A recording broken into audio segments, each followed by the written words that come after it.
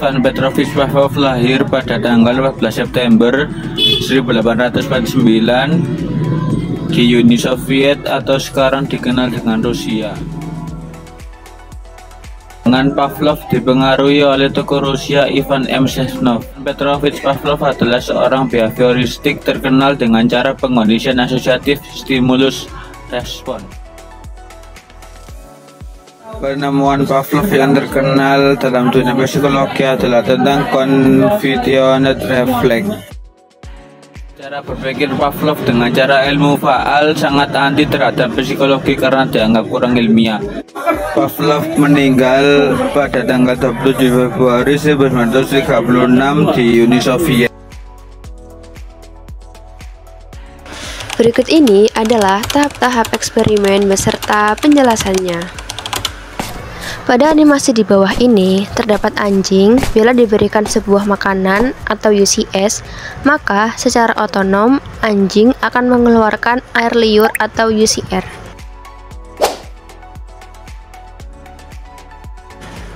Selanjutnya, jika anjing diberikan sebuah bel, maka ia tidak merespon atau mengeluarkan air liur. Sehingga dalam eksperimen ini anjing diberikan sebuah makanan atau UCS setelah diberikan bunyikan bel atau CS terlebih dahulu, sehingga anjing akan mengeluarkan air liur atau UCR akibat pemberian makanan. Setelah perlakuan ini dilakukan secara berulang-ulang, maka ketika anjing mendengar bunyi bel atau CS tanpa diberikan makanan, secara otonom anjing akan memberikan respon berupa keluarnya air liur dari mulutnya atau CR. Nah, kesimpulan yang didapat dari percobaan ini adalah bahwa tingkah laku sebenarnya tidak lain daripada rangkaian refleks berkondisi, yaitu refleks-refleks yang terjadi setelah adanya proses conditioning atau conditioning proses, di mana refleks-refleks yang tadinya dihubungkan dengan rangsang-rangsang tak berkondisi, lama-kelamaan dihubungkan dengan rangsang berkondisi. Perbandingan antara pengkondisian klasik dan instrumental. Untuk pengkondisian klasik yaitu 1. Menimbulkan respon dari hewan, 2. Bersikap tidak sukarela dan otomatis, 3. Penguatan atau US dihadirkan kepada hewan setelah respon dibuat, 4. Memperkuat survival organisme dengan menciptakan sistem tanda dan simbol yang memungkinkan antisipasi kejadian yang signifikan. Sedangkan pengkondisian instrumental 1. Tergantung pada respon yang diberikan oleh hewan, 2. Bersifat sukarela dan dikontrol hewan, 3. Penguat disajikan untuk menimbulkan respon, 4. Memperkuat survival organisme melalui pengembangan pola perilaku yang tepat dalam merespon kejadian signifikan. Riset terbaru tentang pengkondisian klasik. Dalam analisisnya terdapat pengkondisian. Pavlov menekan pada kontiguitas, yakni jika CS mendahului US, pada akhirnya CS akan menghasilkan CR. CR tidak selalu merupakan UR kecil. Pavlov percaya bahwa selama jalannya pengkondisian, CS akan menggantikan US, dan itulah mengapa pengkondisian klasik kadang disebut sebagai stimulus stop-start learning. Riset bukan hanya menemukan bahwa CR dan UR adalah berbeda, tetapi mereka juga menemukan bahwa keduanya saling bertentangan. Contoh lain dari pertentangan CR dan UR ditemukan ketika obat dipakai sebagai US. Sipor-Siegel mendeskripsikan serangkaian eksperimen di mana morfin dipakai sebagai US. Learned helplessness itu apa sih? Learned helplessness adalah kondisi psikologis di mana seseorang merasa tidak berdaya atau pasrah setelah mengalami situasi yang tidak bisa mereka kendalikan meskipun sebenarnya bisa mengubah situasi tersebut. Tidak hanya manusia, learned helplessness juga terjadi pada hewan seperti contoh ikan yang berada di akuarium. Ia mencoba untuk bertahan hidup namun terdapat kucing yang ingin memangsanya. Ikan berusaha kabur namun ia malah mati karena loncat meninggalkan akuarium. Hal yang boleh dan tidak boleh dilakukan oleh learned helplessness.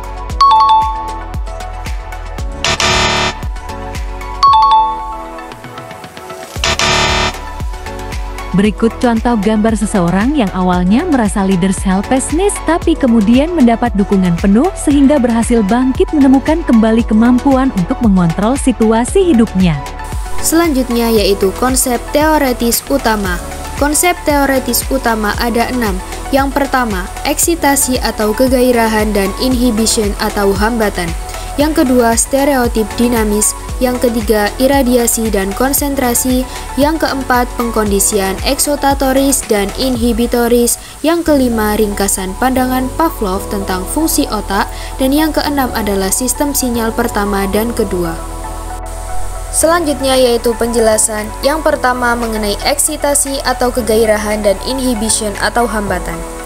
Pavlov berspekulasi bahwa setiap kejadian di lingkungan berhubungan dengan beberapa titik di otak dan saat kejadian ini dialami, ia cenderung menggairahkan atau menghambat aktivitas otak.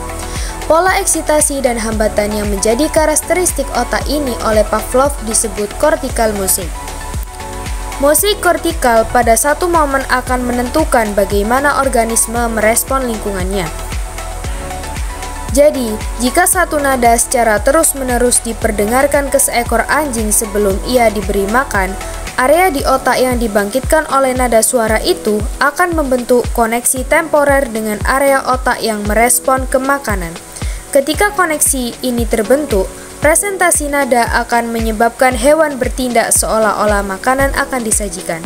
Pada poin ini, kita mengatakan refleks yang dikondisikan sudah terjadi. Yang kedua yaitu stereotip dinamis. Secara garis besar, stereotip dinamis adalah mosaik kortikal yang menjadi stabil karena organisme dalam lingkungan yang dapat diprediksi selama periode waktu tertentu yang lumayan panjang. Yang ketiga yaitu iradiasi dan konsentrasi. Pada awalnya terjadi irradiation of excitation atau iradiasi eksitasi. Dengan kata lain, eksitasi ini akan meluber ke area otak lain di dekatnya. Ini adalah proses yang dipakai Pavlov untuk menjelaskan generalisasi. Pavlov juga menemukan bahwa concentration atau konsentrasi yaitu sebuah proses yang berlawanan dengan iradiasi, mengatur eksitasi, dan hambatan. Dia menegaskan bahwa dalam situasi tertentu, baik itu eksitasi maupun hambatan dikonsentrasikan pada area spesifik di otak. Proses iradiasi ini dipakai untuk menjelaskan generalisasi, sedangkan proses konsentrasi dipakai untuk menjelaskan diskriminasi. Yang keempat yaitu pengkondisian eksitatoris dan inhibitoris. Pavlov mengidentifikasi dua tipe umum dari pengkondisian. Yang pertama, excitatory conditioning akan tampak ketika pasangan CS-US menimbulkan suatu respon seperti sebuah bel CS yang dipasangkan berulang kali dengan makanan US, sehingga menyajikan CS akan menerbitkan air liur.